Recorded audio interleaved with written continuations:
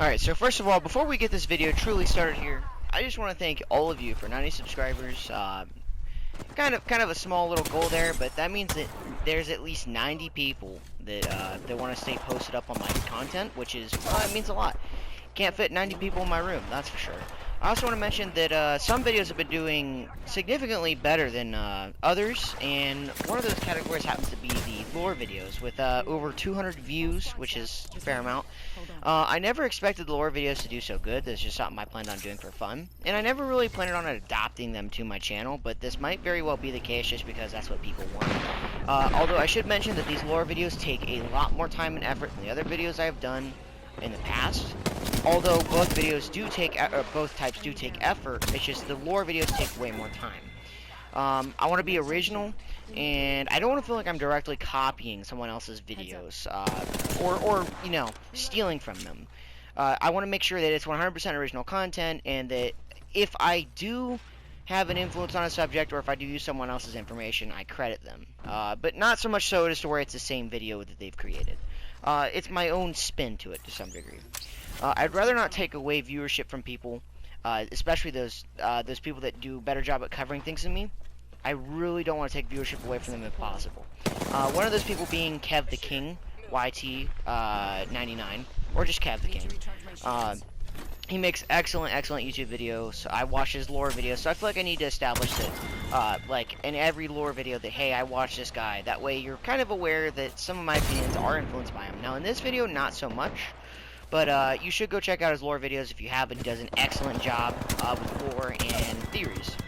I also want to make a quick notation that I will leave links in the description to any source that I use or that I may think that the viewers may find interesting or is good for like recaps or summarizations of things that I may not exactly cover in my video. My video is about synthesizing or like bringing things together, specifically the events that happen in the Apex/Titanfall universe, and creating a theory or conclusion. With that being said, there is a few things that I may mess up, whether it be in this video, the last video, or in a future video of lore. And if in the event I do mess up on something, if I say something wrong, or if I say something that is incorrect lore-wise, make sure to let me know so I can correct it, or at least try to. So, with that being said, once again, thank you guys so much for the positivity and the feedback. I know some people have been asking for this Revenant Loba connection to Cube and Blisk, which I'm going to try to be doing in this video here. Now, I will go ahead and state that the connection between them is not very strong. There is some backbone here, but there isn't as much backbone as there was when I was doing the Wraith and Mirage video. So, with that being said, I'm going to go ahead and get on to the main point of the video and see where it goes. You just never know.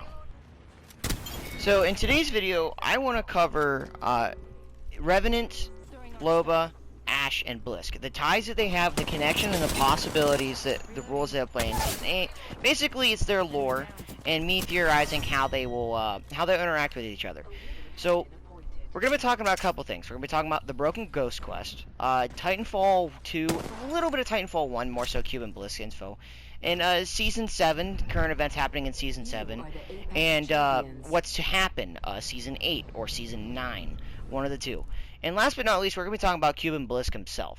My goal is to summarize the events that have taken place in Titanfall 2 about Cube and Blisk that helps us understand Cube and Blisk himself and shape his potential role in Apex Legends.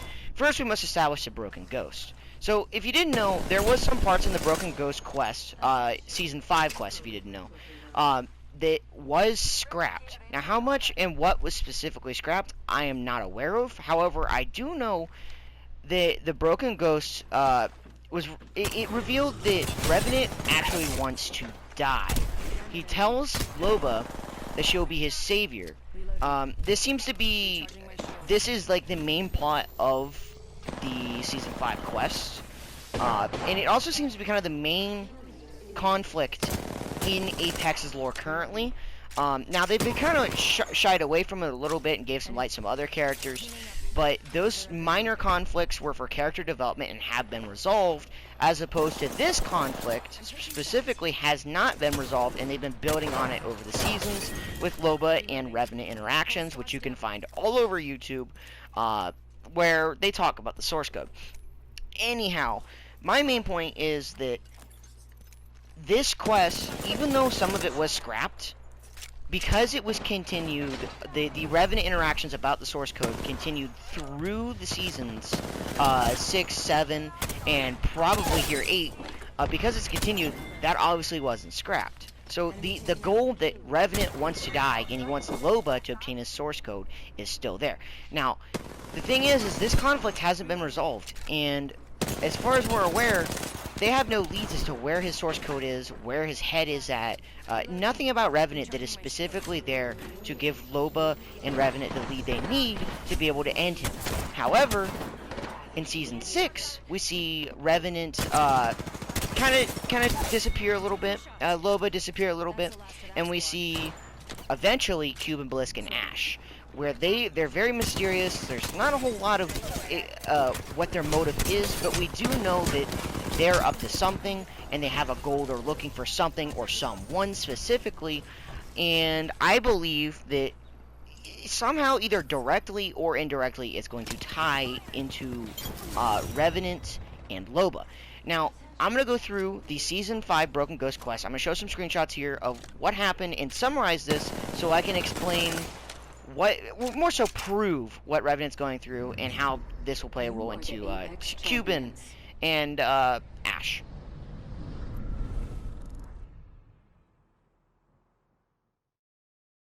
So here we are at the Broken Ghost quest, and I want to mention that this is a very important quest. It explains what is going to happen with Revenant. Once again, this is continued after Season 5 through interaction between Loba and Revenant, which you can actually hear right here. Don't get to die before I do. And they say chivalry is dead. No. You don't get to die before I do. And they say chivalry is dead. I lose you. I lose where Hammond stashed my brain. Even when you're helping, you're appalling. Think you can avoid me by getting yourself killed? Not a chance. Even when you're helping, you're appalling. Whatever. Great. Thanks. When are you actually going to kill me? I'm tired of you saving my life. I'm tired of you saving my life. Thanks. Real fast. Where's my source code? When I know, you'll know. Thanks. While I have you, what's the holdup? Would you be quiet? I can't hear myself think. Thanks. While I have you, what's the holdup? Would you be quiet? I can't hear myself think. Know what else you're not doing? Taking me to the source code so we can end this. Know what else you're not doing? Taking me to the source code so we can end this. Know what else you're not doing? Taking me to the source code so we can end this. Black market here. Pick up guns, ammo, a set of coordinates to a warehouse maybe. Black market there. Which reminds me, why haven't we found my source code? You don't deserve my help, demonio. Remember that. Just you and me, girlie. We could skip the match, track down my brain. Just us, girlie. Let's end this thing. Loba's kill leader. I can give you one more kill. Just give me the coordinates. So from these recent interactions, we can see that clearly Revenant still wants to die, and Loba still wants to kill him. However, she doesn't know where he is. Even though they did that promise, they kept the promise of rebuilding Ash in order to obtain the source code. Hammond didn't keep up their end of the bargain.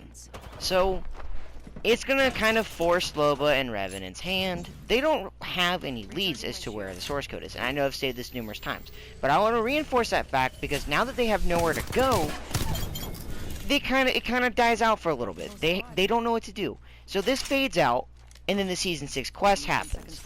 And when the Season 6 quest happens, this is when there is potential, because it brings Cuban Blisk in. It brings in Ash. Ash got resurrected, and she happens to know Darian and Eduardo, which doesn't necessarily mean a whole lot for Revenant and Loba, although it is a sign that Ash does know, she does know something. She's aware of relevant topic pertaining to Olympus. And also, because she knows Darien and Eduardo on Olympus, and that was Horizon's home planet, there's a chance that that old friend that Blisk, I don't know why I said Blisk, that Blisk mentions, that old friend is, in fact, Horizon. Because she is aware of people on Olympus, so who else could it possibly be? And that also reinforces the fact that Dr. Reed might actually be Ash. So there's some evidence for that. It doesn't guarantee anything, but there is some backbone to that piece there. So now we're getting into Cube and Blisk. Let's get into the events that happened in season 6. I'll summarize those, and then I'll start to go into how this plays a role with Cube and Blisk and Rampart in the future with her lawsuit against Hammond. And we'll tie this into Titanfall 2, who Cube and Blisk is, and why I think they are going to work together to end Revenant. Sorry for the auto cutting there. But here we can see that Mirage, Pathfinder, and Rampart meet Ash. Well, Pathfinder already kind of met her, but Mirage and Rampart get to meet her. The point is that Ash is back, and she has some kind of goal. Her memory's a little jogged, and there's some events that happen that this is where it kind of gets convoluting and confusion and transparent, because we're not necessarily what happens.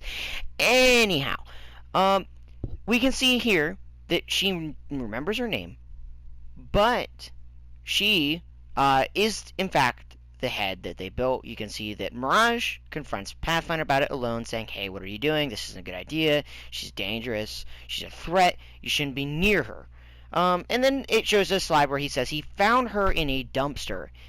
I went to Hammond and found her in the dumpster behind the building. There's significance to that. Why is she in the dumpster? We kind of know how she got there, but we do not know why. Then he says that Hammond had taken codes from her memory banks. Okay? So, why did they do this? Why? Right? Okay, so this obviously is going to have an effect on Ash. There's something going on here. We don't know why. And then she talks to somebody who I'm pretty sure is Cube and Blisk. She does confront him later. They're talking about something closer in range. So they want something, or they're after something. As to what it is, we don't know. But we know that they have a target. Here she makes a reference, I'm 5x5, a quote said by Viper in Titanfall. So here's another couple quotes that we don't necessarily know a whole lot of, other than later we find out that the ashes to ash to ashes to ash to ashes to ashes is a quote said by Cuban. I'll get into that later. Go get the scomp housing. We don't really know what that is. It's completed, and you won't believe what this thing turned out to be. I believe that's actually a quote from the Season 5 Broken Ghost. And then there's Welcome to Olympus. That quote, once again, proves my theory that she is Reed or has some association with something on Olympus. So here we can see Mirage and Rampart arguing over the wellness of Ash, while Wraith is obviously listening. This doesn't have much more significance other than the fact that these characters aren't going to forget Ash or even Blisk later on if he involves. I should also mention that I was so mad at myself for not picking up the fact that she refers to Mirage as an adult and Rampart as a kid, which would be huge to include in my last lore video, which you should watch if you haven't. It's really good. So, anyways, we get into the part where Cuban Bliss comes. He is talking to Ash here. And at Pathfinder's warehouse, they have a confrontation. Here, remember, he says 5x5. That brings back some bloody memories, doesn't it? So, I think that's just a tribute to Titanfall. And she also goes on saying, no thanks to you, Bliss. So there's a misunderstanding between her and Cuban. As we go into the next slide here, we can see that you're trying to kill me. Didn't forget that. That's what Ash says. And he says, I wasn't killing you. I was stashing you away. I had no bloody choice. We had a deal, and I was coming back. Eventually.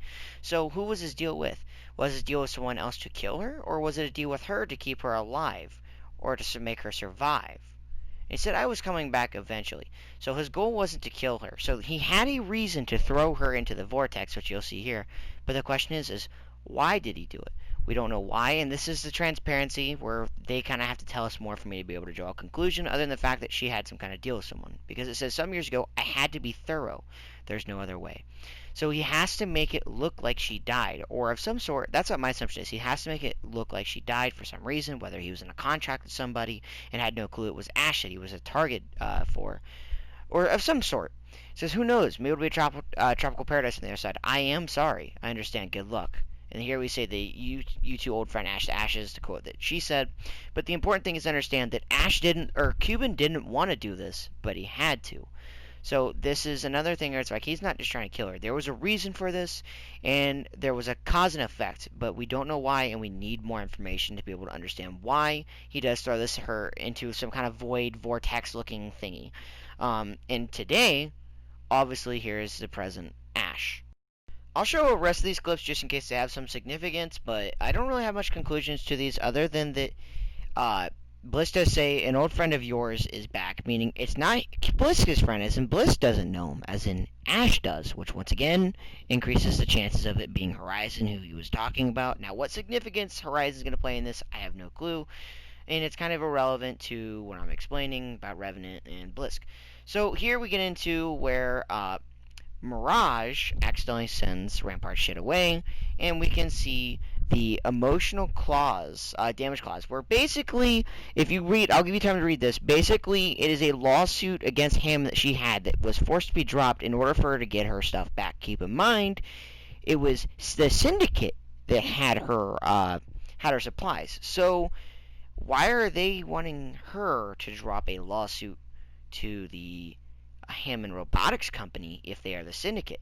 This shows that the Syndicate and Hammond Robotics are very closely related, they're working together, or for some reason it benefited the Syndicate in some shape or form.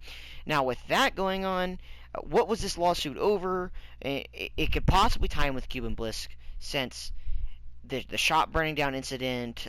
We need to know more about this lawsuit. So, what is this lawsuit about? Why is she suing Hammond? Did they have an involvement with her shop being burnt down? Did they have an involvement with the thugs that attacked her? And will Cuban Blisk give her information about this or talk about it to her in Season 8, assuming that he is the new legend, which he probably will be, about the shop incident? Will he give us insight on that? Will this show what his involvement with Hammond here is? Because there is something going on. He has something going on between Hammond. We have no clue what it is. And then I am going to now kind of lean into how I believe Rampart. Not so much important here, but the lawsuit itself ties in with him and Hammond. Now, it'll be a connection between Revenant and Cuban Blisk. So it's also important to not forget that Cuban Blisk is in fact the commissioner of the Apex games. So he's got a pretty good deal on the legends. He knows who they are, or at least to some degree. Some legends get that card that he gives people. Jack Cooper got it. Rampart gets that card that allows you to directly go into the Apex games.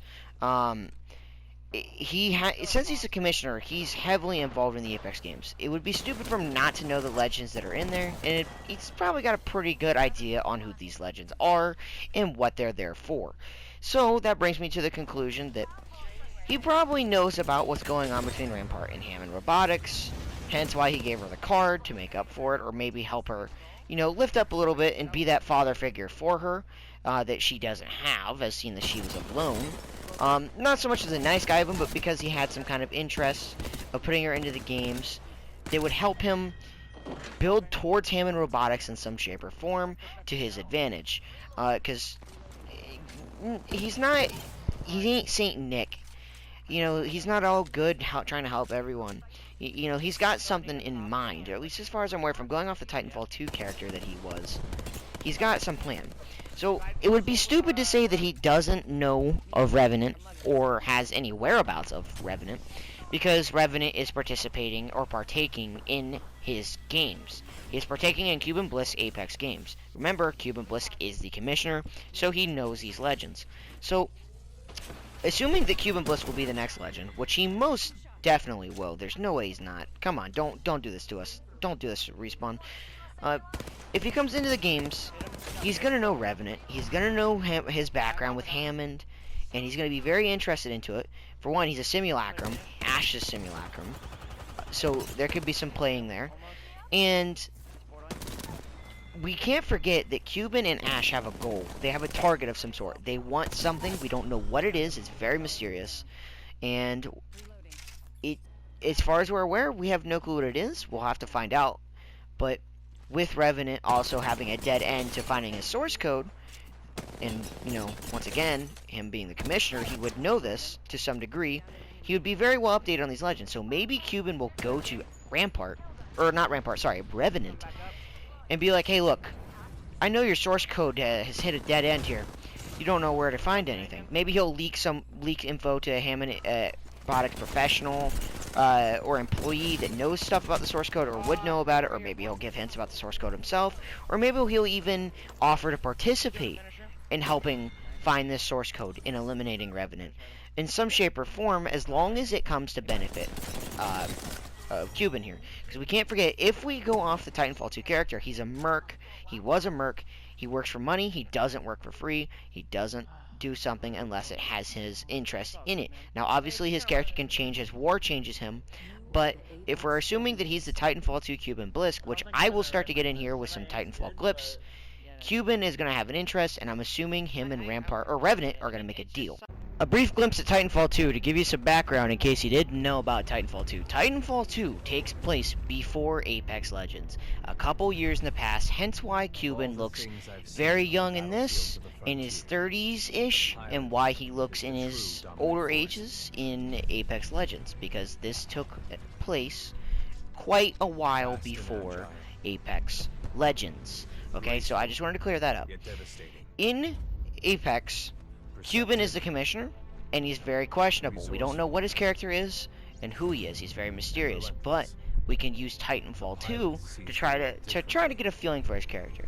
In Titanfall 2, the IMC and the militia are at war constantly, and we're getting towards the end of the war, where both teams want to just finish it.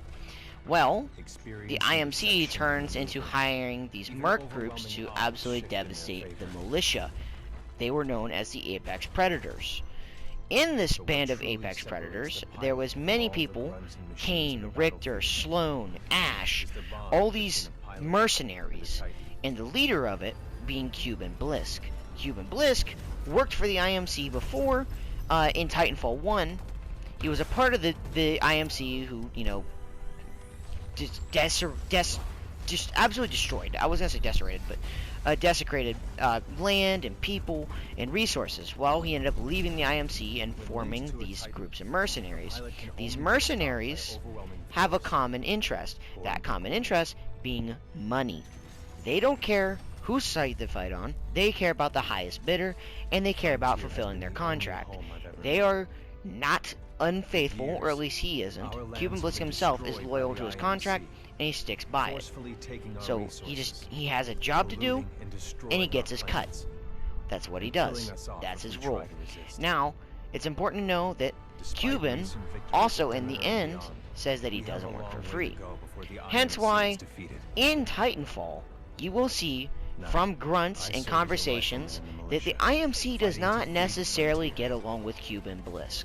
Cuban Blisk is, once again, a mercenary. He's not working for them for a cause other than the money that comes with it. Unlike the other people that fight to kill, fight to terrorize, fight for... Well, I guess some of them fight for money too in the IMC. But more so, they fight for different reasons other than the mercs. And you can kind of hear it from some of the grunts, which I'll play some of the clips here, where they don't really like Blisk. We work for the IMC, not Blisk or his mercenaries. We work for whoever the IMC say we work for. What are you trying to get? Medal? I don't care who's giving the orders. Blisk and his mercs, General Marder.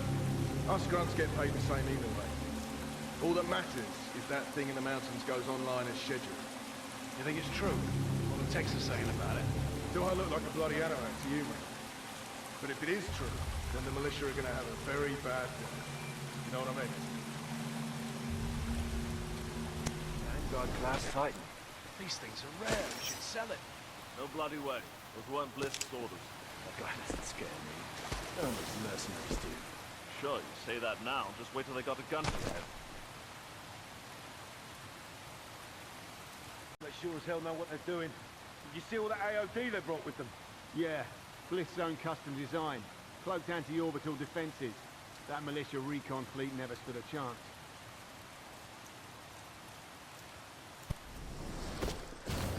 Lieutenant, do you know about Cuban Blisk?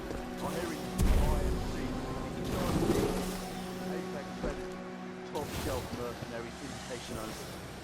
surprised you've never heard of it. Not a bad gig. Maybe I'll become a mercenary. Mercenaries. There's some more clips I found, and you know, for the rest of the campaign, you can see all kinds of stuff like that. But my point driven is that his goal with the IMC was not to work with them for their causes to win the war. It was more so just for the money. And here I'm showing this clip of Lastimosa being beaten by the Apex Predators, because the event that follows right here shows that Cuban Blisk isn't all that bad of a guy. He's just looking out for himself in a world that's cruel to survive in. He's a man that has honor and dignity. Here you can see this.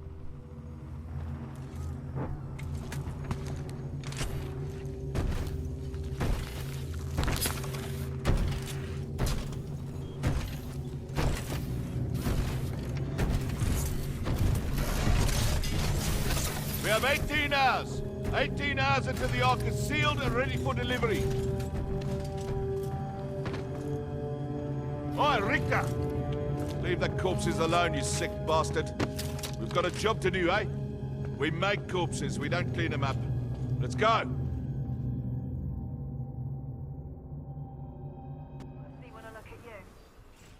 So there's a clip where we can see that Cuban Blisk he's a merc, so he still does his job and he still fulfills his contracts. That's just who he is. But the man does have some dignity. He has some quality traits, I guess, that makes him a good merc. Kind of like I guess you would say like Boba Fett, right? You know, he's an antagonist, but he's not necessarily the villain. He's someone you're fighting, but he's not someone you hate, if that makes any sense. He's just doing it because he has to, and it makes sense in a world of Titanfall that's somewhat similar to Cyberpunk. It's where it's not exactly... He's not exactly like a criminal with like malicious intent, and that he's just doing it for the money. He's just doing it to survive. It's his way of life. It's the way he survives. With that being said, he has an honor system to it. You know, that mortifying the corpses, or like, you know, touching the corpses and ruining them and stuff like that, like Richter did. You know, he's got a code, and he mentions the code, but because I'm short on time, I don't really want to mention too much of this. My point being that Cuban as a character may change later on in the game, Apex, I mean, to be much more of a nicer guy and more so for the deed rather than being what he is in Titanfall 2, or at least more so than he is in Titanfall 2. In Titanfall 2, it was all for the money, you know, if you don't work, you don't get your cut kind of character. As I feel like in Apex Legends, he's still going to be that character, but yet he's going to have some traits to him that makes him want to do good. So we'll see how that plays into to Apex Legends. And I want to play one last clip here that'll be huge, that may play a role in the future of Apex. I'll let you determine for yourself what this clip's going to be. It's your lucky day, hero. I'm not going to kill you. I don't work for free. But you don't get to kill me either. Yeah, you earned this, eh? Blisk, that Vanguard-class Titan is still in there. Not my problem, Marta. Should have put it in my contract.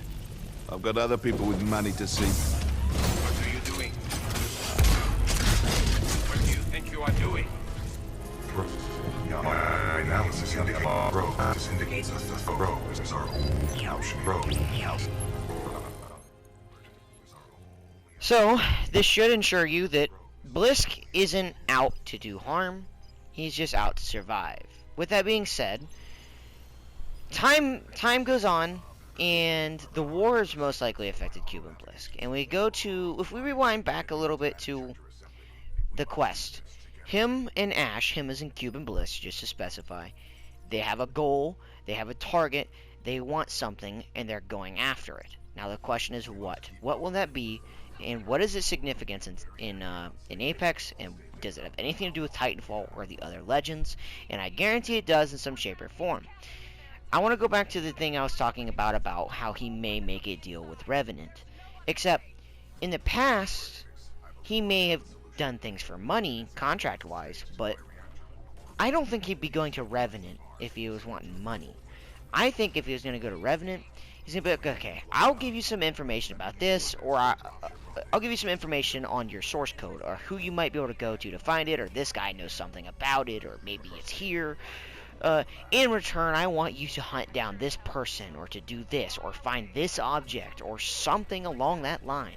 But one thing is for certain. This is going to happen. Cuban Blisk is here in Apex, and he's going to have some kind of rule. The question is what is it, and how will he affect the other legends?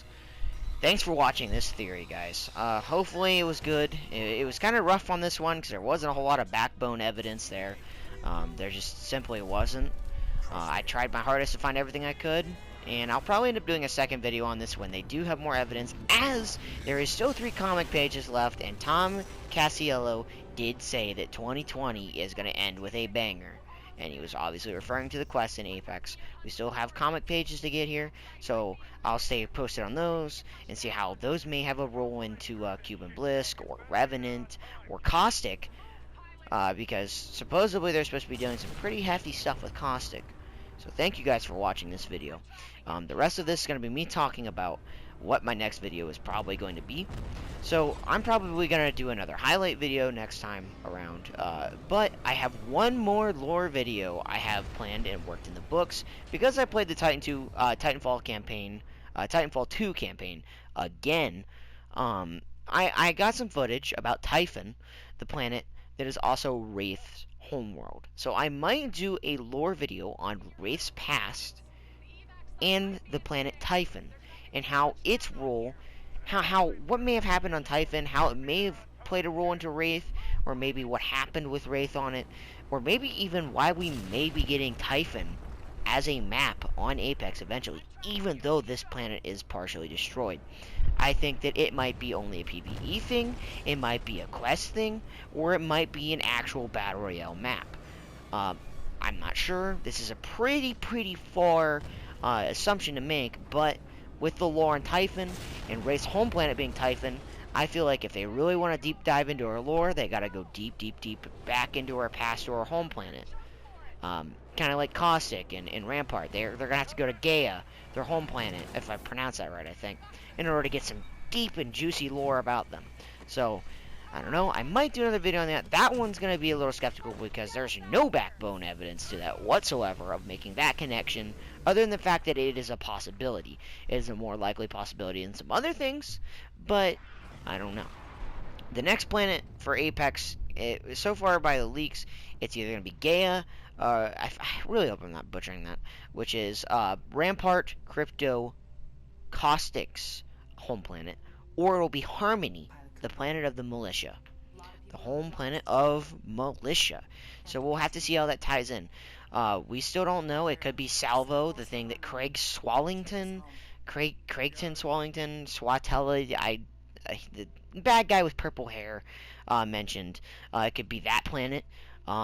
His environment and his role is going to be curious, because he mentions the Syndicate, and I want to see what the Syndicate's involvement with the story is. I want to see what's happening with Hammond. Something's obviously going on here. It's just we don't know what it is yet. Obviously, they don't want us to yet. They're teasing us. They want us to know. And eventually we will. But for now, I'm going to leave this video at that. Thank you guys so much for watching this. Hope you enjoyed. This has been quite the fucking video. I have been editing, let's see, I started collecting footage and editing and rough drafting since 11 p.m. and it is currently 3 a.m.